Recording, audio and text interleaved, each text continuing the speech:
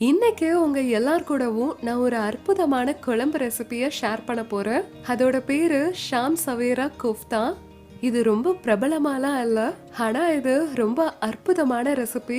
பாலக்கீரையில கோஃப்தா செஞ்சு அதுக்கு நடுவுல ரொம்ப கிரீமியான பன்னீர் ஸ்டஃபிங்க வைக்க போறோம். இதோட பேரு ஷாம் சவேரா. ஏன்னா கீரை சமைச்சதுக்கு அப்புறமா கொஞ்சம் கருப்பாயிரும். கோஃப்தாக்கு நடுவுல வெட்டும் போது நல்லா வெள்ளை கிரீமி பன்னீர் தெரியும். அதனாலதான் இது ரொம்ப கிரீமியான தக்காளி கிரேவில சமைக்கப்படுது. சோ இப்ப இந்த அற்புதமான கோஃப்தா ரெசிபிய செய்ய ஆரம்பிக்கலாம்.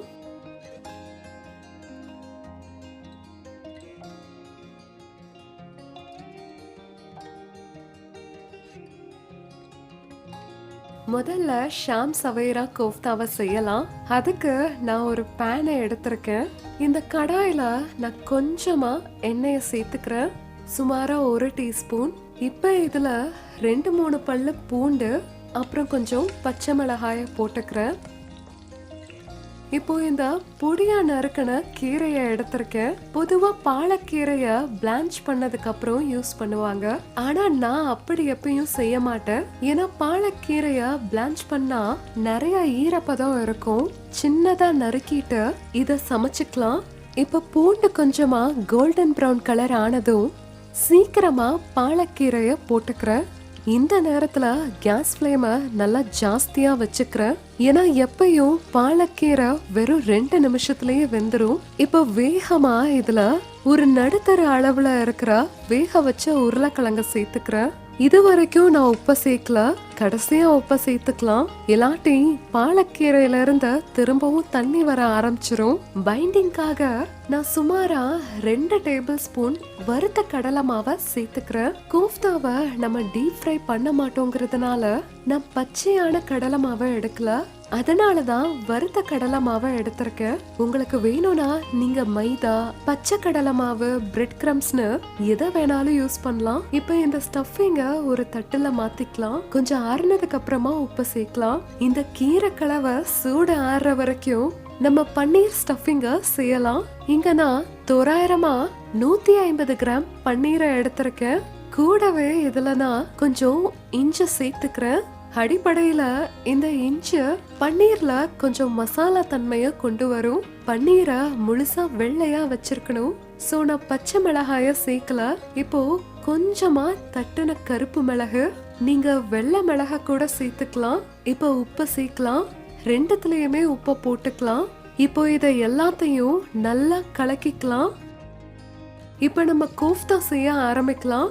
அதுக்கு நான் இந்த ஸ்டஃபிங்ல சின்ன பகுதிய எடுத்துக்கிறேன்.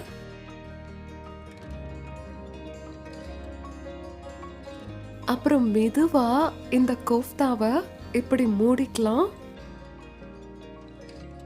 இத பாருங்க, இப்படியே எல்லா கோஃப்தாவையும் செய்யலாம். வாங்க, கோஃப்தா செஞ்சு தயாரா இருக்கு. சிலது பெருசா இருக்கு, ஆனா கவலை இல்ல, என்ன நம்புங்க, இது ரொம்ப சுவையா இருக்கும். இப்ப நம்ம ஒன்னா கோஃப்தா அப்புறம் குழம்ப செய்ய ஆரம்பிக்கலாம். அதனால கோஃப்தா செய்ய என்னோட பெஸ்ட் ஃப்ரெண்ட எடுத்திருக்கேன். அதுதான் பணியாரக்கல். அப்புறம் குழம்பு அதே பேன்ல குழம்பு செய்யலாம். ஒவ்வொரு குழியிலும் கொஞ்சம் எண்ணெய சேர்த்துக்கிறேன். இந்த மாதிரி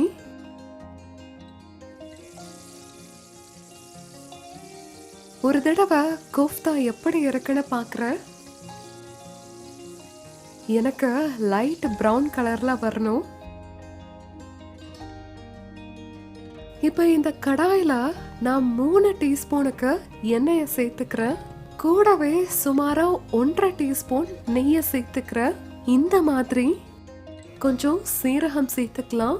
இது பன்னீர் மக்கனிக்கு செய்யற குழம்பு. அதே மாதிரி தான் இந்த கிரேவியும் இருக்கும். இந்த ஒரு துண்டு லவங்கப்பட்ட 2 பிரியாணி இலைய நான் சேர்த்துக்கிறேன். இந்த சின்ன 2 ஏலக்காய நான் எடுத்திருக்கேன். பெரிய ஏலக்காய், கிராம்பு அப்படின்னு உங்களுக்கு பிடிச்ச எதை வேணாலும் எடுத்துக்கலாம்.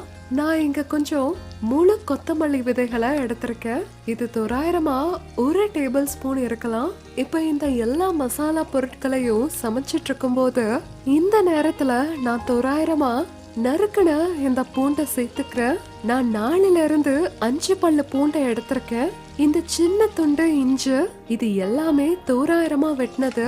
ஏன்னா நம்ம மிக்சியில அரைக்க போறோம். இந்த நடுத்தர அளவு வெங்காயத்தை சேர்த்துக்கலாம்.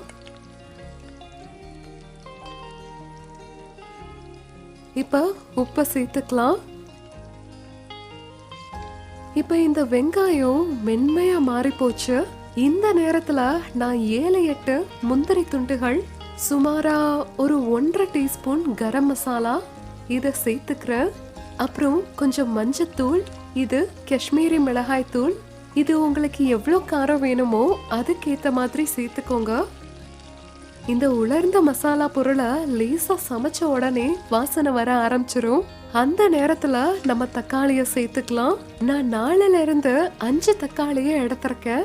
இந்த மாதிரி இப்ப தக்காளி கொஞ்சம் மென்மையா மாறுற வரைக்கும் சமைச்சுக்கலாம். இது பாருங்க, தக்காளி வதங்கிருச்சு. இந்த நேரத்துல நான் கேஸ் ஆஃப் பண்ணிக்கிறேன். அப்புறம் அந்த கலவைய ஆற வச்சுட்டு மிக்சியில அரைச்சுக்கலாம். கோஃப்தாவும் ரொம்ப அருமையா சமைச்சாச்சு. நான் இத ஒரு தட்டுல மாத்திக்கிறேன். இப்ப நம்ம செஞ்ச இந்த குழம்ப அதே கடாயில இப்படி ஊத்திக்கிறேன். இந்த நேரத்துல வேணும்னா இன்னும் கொஞ்சம் நெய்ய சேர்த்துக்கலாம். ஆனா நான் சேர்க்கல. அதே மிக்ஸி ஜார்ல கொஞ்சம் தண்ணிய சேர்த்துட்டு இதுல இப்படி ஊத்திக்கோங்க. ஏன்னா குழம்பு இப்ப ரொம்ப கெட்டியா இருக்கு.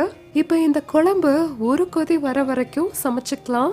வாங்க, இப்ப குழம்பு தயாரா இருக்கு. கூடவே கோஃப்தாவும் இப்ப வேகமா இத பரிமாறிக்கலாம். வேணும்னா இந்த நேரத்துல கொஞ்சம் கஸ்தூரி மேத்திய நீங்க சேர்த்துக்கலாம். ஆனா நான் அதை சேர்க்கல. ஏன்னா கீரையிலேயே நல்ல வாசனை இருக்கு.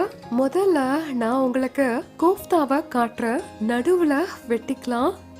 இந்த கோஃப்தா நல்லா தெரியற மாதிரி நடுவுல வெள்ளையாவும் சுத்தி கொஞ்சம் கருப்பு நிறமாவும் இருக்கும். அதனாலதான் இந்த கோஃப்தாக்கு ஷாம் சஃபேரா கோஃப்தான்னு பேரு. எல்லா கோஃப்தாவையும் வெட்டி பரிமாறிக்கலாம். ஒரு தட்டுல முதல்ல குழம்ப எடுத்துக்கலாம். அதுக்கு மேல கட் பண்ண கோஃப்தாவை இப்படி வச்சுக்கலாம். இப்ப இங்க தயாராயிருச்சு ரொம்ப வித்தியாசமான, ரொம்ப சுவையான ஷாம் சஃபேரா கோஃப்தா.